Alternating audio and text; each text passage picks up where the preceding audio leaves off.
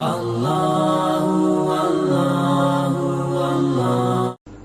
باللہ من الشیطان الرجیم بسم اللہ الرحمن الرحیم وقل لعبادی یقولوا التی ہی احسن ان الشیطان ینزغ بینہم ان الشیطان کان للانسان عدوا مبینا۔ سورہ بنی اسرائیل کا چھٹا رکوع ہے، آیت نمبر 53 ہے 53۔ فرماتے ہیں میرے بندوں سے کہہ دیجئے کہ ایسی بات کہیں جو اچھی ہو اخلاق کے اعتبار سے۔ گفتگو میں سب و شتم، تشدد اور اشتعال انگیزی کو اختیار نہ کریں، بلکہ نرمی کے ساتھ احسن انداز میں معاملے کو حل کریں اور اپنے اخلاق کو بالکل اس پہ کمپرومائز نہ کریں، اخلاق کو اچھے کر کے لوگوں کے سامنے پیش آئیں۔ ان الشیطان ینزغ بینہم، بے شک شیطان ان کے درمیان لڑائی ڈال دیتا ہے، فساد ڈال دیتا ہے۔ ان الشیطان کان للانسان عدوا مبینا، بے شک شیطان تو انسان کا کھلا دشمن ہے۔ بغیر ضرورت کے چھوٹی چھوٹی باتوں پہ آپس میں لڑائی جھگڑے کرنا، سخت بات کی وجہ سے دست و گریبان ہونا، شریعت نے اس کو پسند نہیں کیا اور اس سے منع فرمایا کہ ایک آدمی گالی دے، تم بھی گالی دو اور پھر آپس میں لڑنا شروع کر دو، یہ کوئی طریقہ کار نہیں، اس سے کوئی میدان فتح نہیں ہوگا اور اس سے معاشرے کے اندر فساد برپا ہوگا۔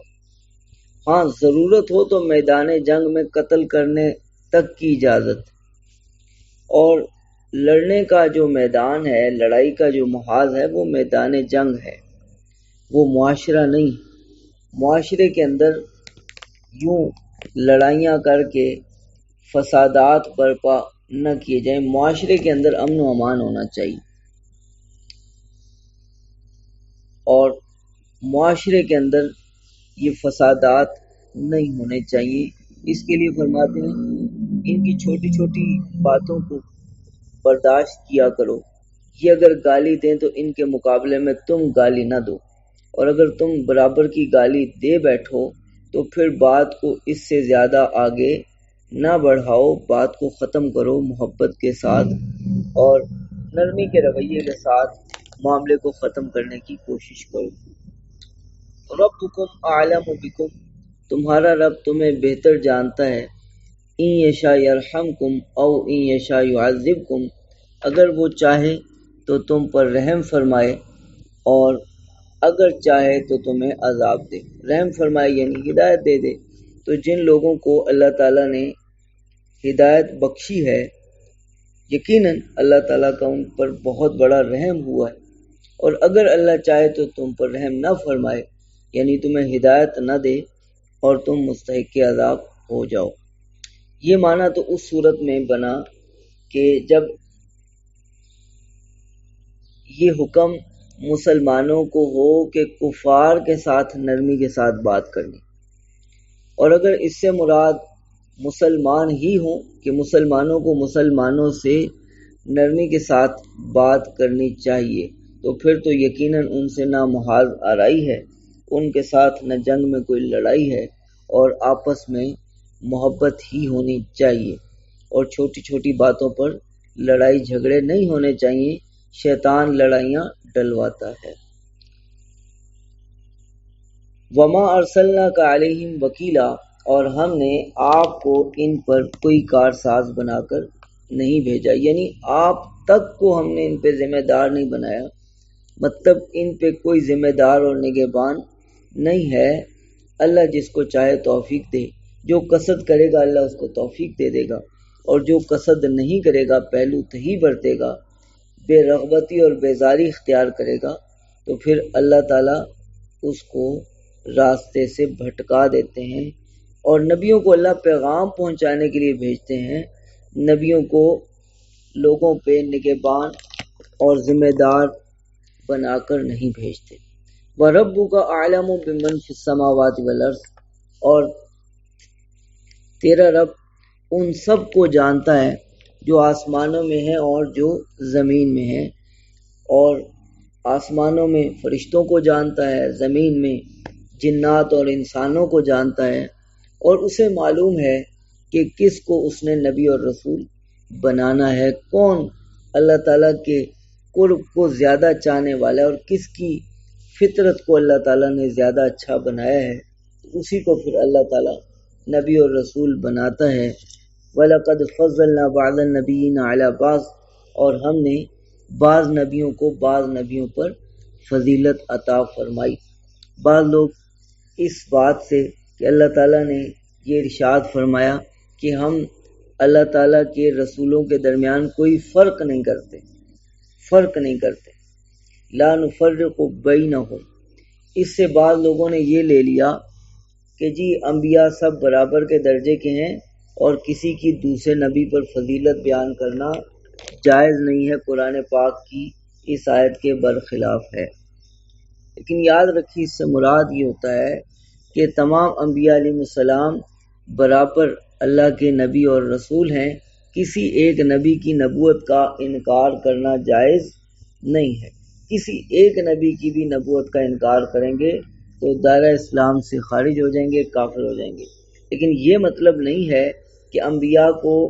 اللہ تعالیٰ نے ایک درجے پہ بنایا ہے، بلکہ بعض انبیاء کو اللہ تعالیٰ نے بعض انبیاء پر فضیلت بخشی۔ تیسرے پارے کے شروع میں آتا ہے تِلْكَ الرُّسُلُ فَضَّلْنَا بَعْضَهُمْ عَلَى بَعْضٍ، ان رسولوں میں سے ہم نے بعض کو بعض پر فضیلت بخشی ہے۔ پھر فرماتے ہیں کہ موسیٰ علیہ السلام سے اللہ تعالیٰ نے کلام فرمایا۔ تو بعض نبیوں کو اللہ تعالیٰ نے بعض نبیوں پر فضیلت بخشی، اور ہمارے نبی حضرت محمد صلی اللہ علیہ وسلم کو اللہ تعالیٰ نے خاتم النبیین بنایا۔ آپ آئے تو سب کے آخر میں، لیکن مرتبہ آپ کا سب سے اعلیٰ ہے، اور سب سے بڑا مرتبہ اللہ تعالیٰ نے آپ کو عطا فرمایا۔ وَآتَيْنَا دَاوُودَ زَبُورًا، اور ہم نے داؤد علیہ السلام کو زبور عطا فرمائی۔ داؤد علیہ السلام کو جو اللہ تعالیٰ نے زبور عطا فرمائی، اس کے بارے میں یہ آتا ہے کہ اس میں 150 صورتیں، اور تمام صورتوں کے اندر اللہ کی حمد و ثنا اور دعا ہے،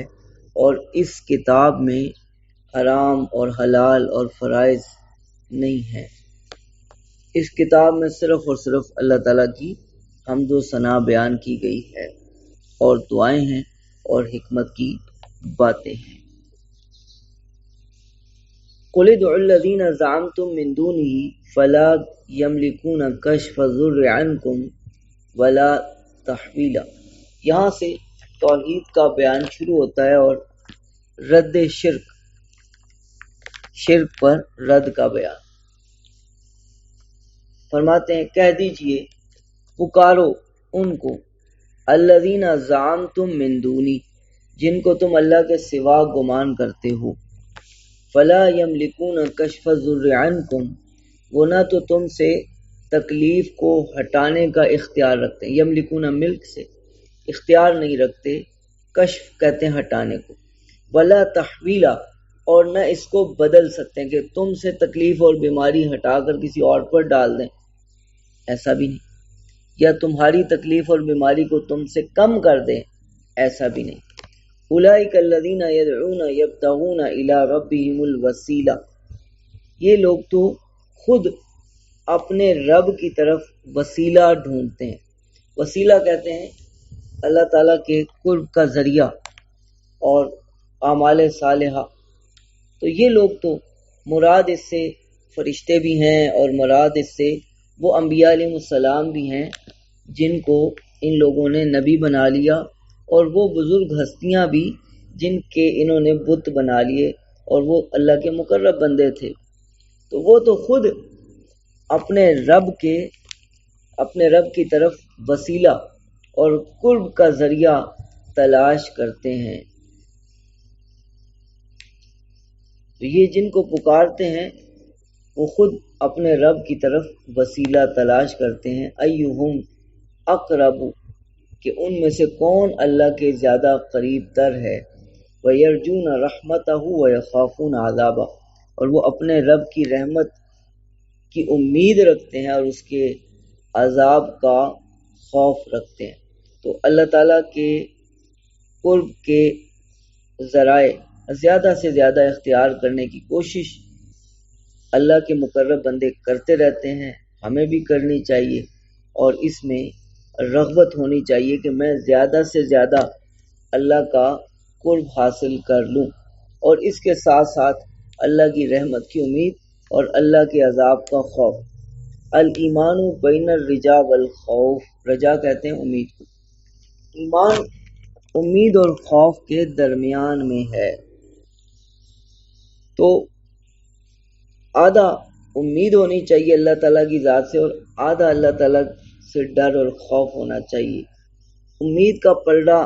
زیادہ اوپر چلا جائے یہاں تک کہ خوف بہت ہی نیچے آ جائے، یہ بھی اچھا نہیں۔ خوف بہت غالب ہو جائے، امید بہت کم ہو جائے، یہ بھی اچھا نہیں۔ ان میں اعتدال اور بیلنس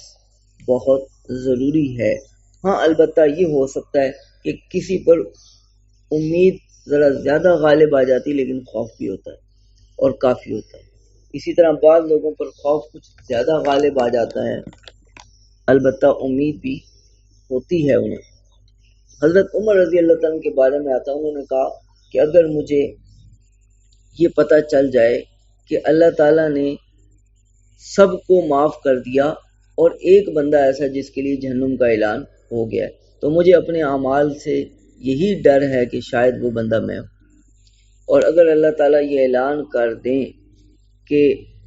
سارے لوگ جہنم میں جا رہے ہیں سوائے ایک بندے کے، اللہ تعالیٰ نے اس کی مغفرت فرما دی ہے، تو مجھے اللہ کے فضل سے امید ہوگی کہ وہ بندہ میں۔ تو امید اور خوف اس طرح سے دونوں کے دونوں قائم رہنے چاہیے۔ ان عذاب ربک کان محذورا، بے شک تیرے رب کا عذاب ڈرنے ہی کی چیز ہے۔ فرشتے تک ڈرتے ہیں، بڑے بڑے لوگ ڈرتے ہیں، انبیاء علیہ السلام ڈرتے ہیں۔ وَإِن مِّن قَرْيَةٍ إِلَّا نَحْنُ مُهْلِكُوهَا قَبْلَ يَوْمِ الْقِيَامَةِ أَوْ مُعَذِّبُوهَا عَذَابًا شَدِيدًا، یہ کافروں کو سناتے ہیں کہ جتنی بھی بستیاں ہیں، وَإِن مِّن قَرْيَةٍ، ان عام طور پہ اگر کے معنی میں آتا ہے، لیکن جب اس کے بعد الا آ جاتا ہے تو پھر یہ الا سے پہلے جو ان آ رہا ہوتا ہے یہ نیگیٹو کے معنی میں ہوتا ہے، نہیں ہے کوئی بستی مگر، تو ہم اس پورے جملے کا مثبت معنی بھی نکال سکتے ہیں کہ جتنی بھی بستیاں ہیں، نحنو مہلکوہا، ہم انہیں ہلاک کرنے والے ہیں، قبل یوم القیامتی، قیامت کے دن سے پہلے، او معذبوہا عذابا شدیدا، یا ہم ان کو قیامت کے دن عذاب دینے والے ہیں، سخت عذاب۔ یعنی جو لوگ کفر و شرک اختیار کر رہے ہیں، اللہ کی نافرمانی پہ ہیں اور آخرت پہ یقین نہیں رکھتے، تو اللہ تعالیٰ ان کی بستیوں کو دنیا ہی میں یا تو ہلاک کر دیں گے، اور یا پھر یہ ہوگا کہ اگر دنیا میں نہ مارے گئے، نہ ہلاک کیے گئے، تو پھر آخرت میں تو ضرور اللہ تعالیٰ عذاب دیں گے۔ تو بعض بستیاں ایسی ہوئیں جن پر دنیا میں بھی عذاب آیا، آخرت میں بھی ہوگا، اور بعض ایسی بستیاں کہ جو دنیا کے عذاب سے تو بچ گئیں، تو یہ نہ سمجھیں کہ وہ بچ گئے، بلکہ او معذبوہا عذابا شدیدا، قیامت کے دن اللہ تعالیٰ انہیں سخت عذاب دیں گے۔ تو دونوں چیزیں، ان میں سے ایک ضروری، دونوں بھی ہو سکتی ہیں، ایک ضروری۔ کانا ذالک فی الکتاب مستورا، یہ بات کتاب میں لکھی گئی ہے، لکھی جا چکی ہے، یعنی یہ طے ہو چکا ہے، لوح محفوظ میں لکھا جا چکا ہے۔ جو چیز لوح محفوظ میں لکھ دی گئی اس کے برخلاف نہیں ہوتا۔ وما منعنا ان نرسل بالآیات الا ان کذب بها الاولون، یہ لوگ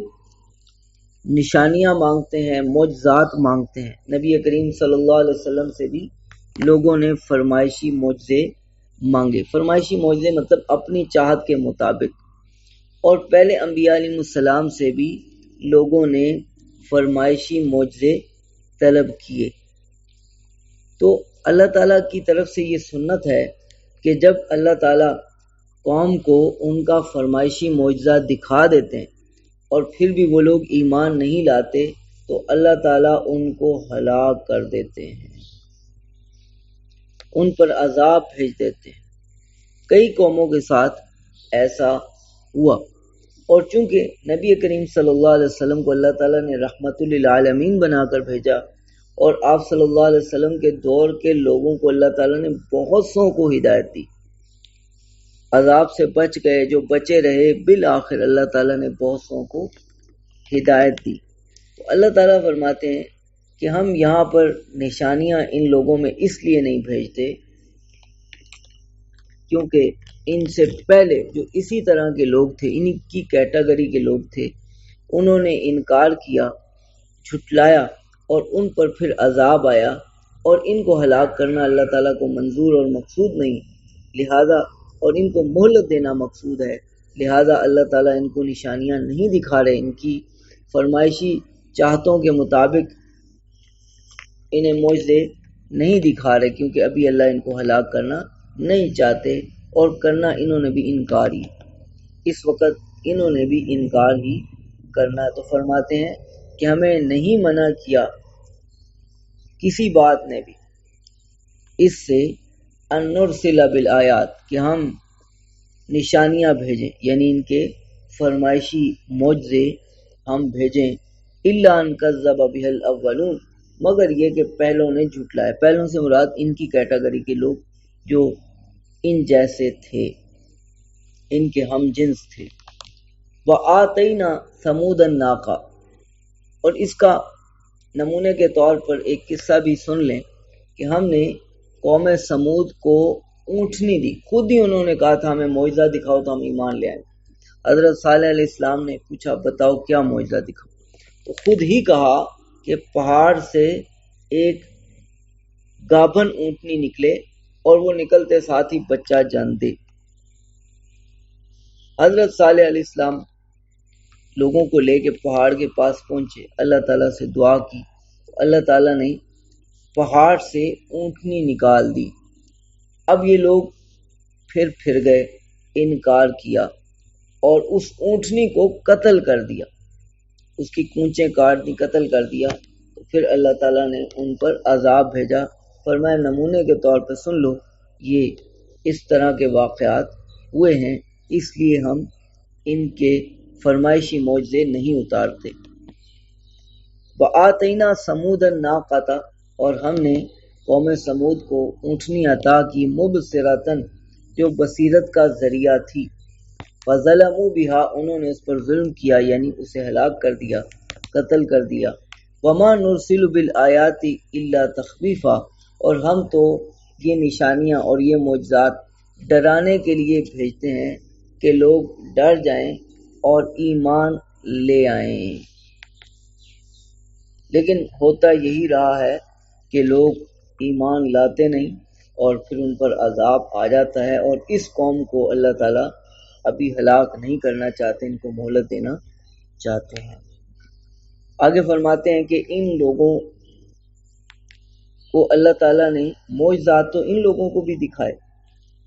اور یہ لوگ بھی معجزات کو دیکھ کر ایمان نہیں لائے بلکہ الٹا پھرے ہیں، اور انہوں نے انکار اور استہزاء کیا ہے۔ چنانچہ مثال کے طور پر بیان فرماتے ہیں کہ آپ صلی اللہ علیہ وسلم کو جو معراج کا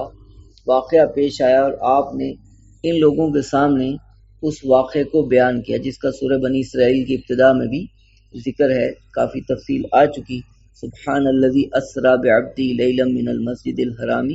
الی المسجد الاقصی، کہ اللہ تعالیٰ آپ کو مسجد حرام سے مسجد اقصی کی طرف لائے، اور پھر اس کے بعد ساتوں آسمان کی اللہ تعالیٰ نے سیر کروائی۔ تو وہ جو اللہ تعالیٰ نے آپ کو معجزہ دکھایا اور وہ نظارہ جو کرایا، یہ اس پر ایمان نہیں لائے بلکہ انہوں نے انکار اور استہزاء کیا، بلکہ بعض لوگ جو ابھی کچے کچے مسلمان تھے وہ مرتد بھی ہو گئے، دین اسلام سے پھر گئے۔ حالانکہ کوئی بھی ایسی بات یہ اللہ تعالیٰ کی قدرت سے باہر نہیں ہے، ناممکن نہیں ہے، اللہ کی قدرت سے باہر نہیں، خارق عادت ہے، عادت کے خلاف ہے۔ اللہ تعالیٰ نے ایسا عام نہیں رکھا، اور آپ صلی اللہ علیہ وسلم کو خاص طور پہ اپنی قدرت کے ساتھ یہ نظارہ کروایا، تو اس میں تعجب کی کیا بات تھی۔ اسی طرح شجرہ ملعونہ، زقوم کا درخت جس کا قرآن میں ذکر ہے اور اس پر لعنت کی گئی ہے، جو کافروں کا کھانا ہوگا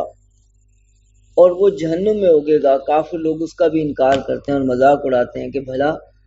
درخت آگ میں کیسے اگ سکتا ہے۔ تو فرمایا یہ بھی خارق عادت ہے،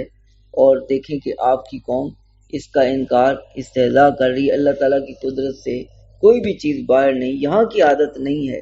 کہ کوئی درخت آگ میں اگے، لیکن وہاں کی عادت یہ ہو سکتی ہے کہ درخت آگ میں بھی اگیں، اور اللہ کی قدرت سے کوئی بھی چیز باہر نہیں، جس چیز کی جیسی عادت اللہ تعالیٰ بنا دیں ویسی بن جاتی ہے۔ اللہ تعالیٰ کے لیے کوئی مشکل نہیں ہے۔ وَإِذْ قُلْنَا لَكَ إِنَّ رَبَّكَ أَحَاطَ بِالنَّاسِ، اور جس وقت ہم نے آپ سے فرمایا کہ آپ کا رب لوگوں کا احاطہ کیے ہوئے ہے۔ وَمَا جَعَلْنَا الرُّؤْيَا الَّتِي أَرَيْنَاكَ، اور وہ جو نظارہ ہم نے آپ کو کرایا ہم نے اسے نہیں بنایا، ما جعلنا الا فتنة للناس، مگر لوگوں کی آزمائش کے طور پر۔ دوبارہ وما جعلنا الرؤيا التي أريناك الا فتنة للناس، اور وہ جو نظارہ ہم نے آپ کو کروایا ہم نے اسے لوگوں کی آزمائش ہی بنایا۔ والشجرة الملعونة فی القرآن، اور وہ شجرہ، وہ درخت جس پر قرآن کریم میں لعنت کی گئی، زقوم کا درخت، اسے بھی ہم نے لوگوں کی آزمائش کا ذریعہ بنایا۔ جب ان کا تذکرہ ہوا، بالخصوص معراج کا تذکرہ ہوا، تو بہت سے لوگ دین اسلام سے پھر گئے، چیمے گوئیاں کرنے لگے، کافر لوگ بھی مسلمانوں کو الزام دینے لگے کہ دیکھو جن کو تم نبی کہتے ہو وہ کیا بات کر رہے ہیں۔ ابو بکر صدیق رضی اللہ عنہ کے پاس ابو جہل آیا، یہی بات کی، تو ابو بکر صدیق رضی اللہ عنہ نے کہا کہنے والا کون؟ انہوں نے کہا تمہارے نبی جن کو تم نبی کہتے ہو۔ تو انہوں نے کہا وہ سچی ہیں، اور انہوں نے جو بھی کہا وہ سچ کہا۔ وَنُخَوِّفُهُمْ، اور ہم ان کو ڈراتے ہیں، وَمَا يَزِيدُهُمْ إِلَّا طُغْيَانًا كَبِيرًا، اور ہمارے ڈرانے سے ان کی شرارت اور سرکشی اور ہی بڑھتی چلی جاتی ہے۔ وَإِذْ قُلْنَا لِلْمَلَائِكَةِ اسْجُدُوا لِآدَمَ فَسَجَدُوا إِلَّا إِبْلِيسَ، یہاں پر آدم علیہ السلام کا اور ابلیس کا تذکرہ کرتے ہیں، اور پھر ابلیس کا انکار اور اس کا مہلت طلب کرنا اللہ تعالیٰ سے کہ اللہ مجھے مہلت طلب کر دے، اور اس کے ذریعے سے بندوں کو یہ سمجھایا جا رہا ہے کہ شیطان نے تمہیں گمراہ کرنے کے لیے مہلت لی ہوئی ہے، اور تم اس کے چنگل میں آ رہے ہو، وہ تمہیں بہکانا چاہتا ہے اور تم اس کے بہکاوے میں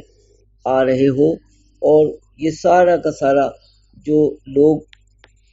گمراہ ہو رہے ہیں اور پھر گمراہی کو عام کر رہے ہیں، اسی کا لشکر بنتے چلے جا رہے ہیں، اور یہ اللہ تعالیٰ کی رحمت سے دور ہوتے چلے جا رہے ہیں۔ حالانکہ انہیں اللہ تعالیٰ نے آدم کی اولاد بنایا اور انہیں اللہ تعالیٰ نے بڑا شرف اور اعزاز بخشا، لیکن یہ اپنے باپ کے راستے کو چھوڑ کر شیطان کے راستے پہ چلے جا رہے ہیں، جو کہ آدم کا اور ان کی اولاد کا دشمن ہے۔ فرماتے ہیں وَإِذْ قُلْنَا لِلْمَلَائِكَةِ اسْجُدُوا،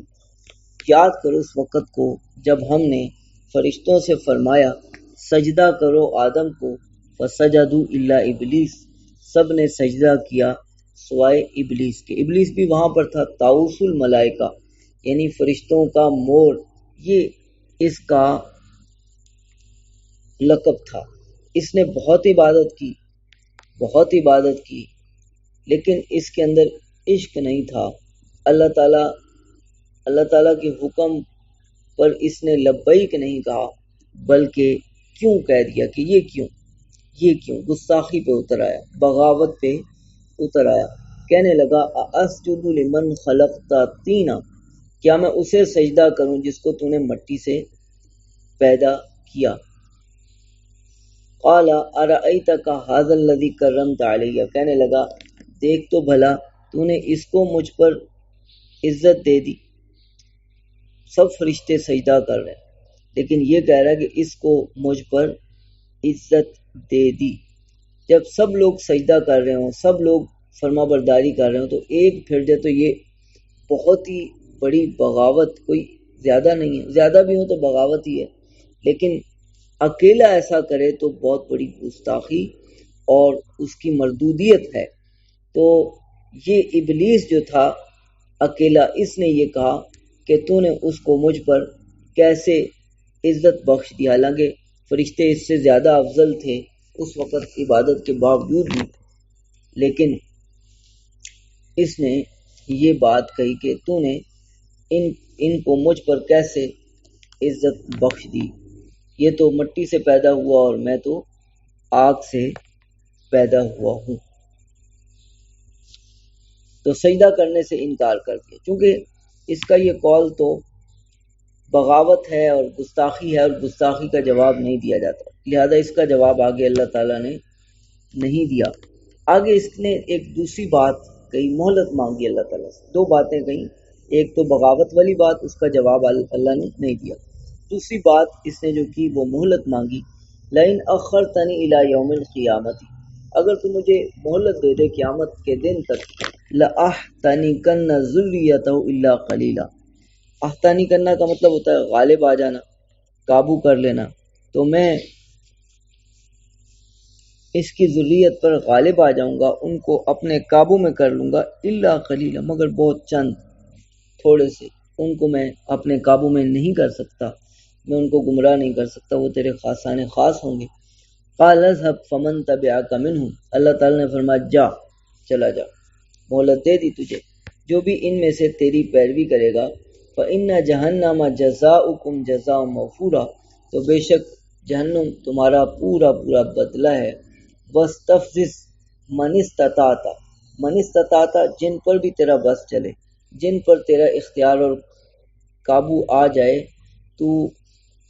انہیں گمراہ کر، واستفزز، ان کے پاؤں اکھیڑ دے، انہیں ان کے پاؤں اکھیڑ دے جن پر بھی تیرا بس چلے، بصوتی کا، اپنی آواز کے ذریعے سے۔ آواز سے مراد کیا ہے؟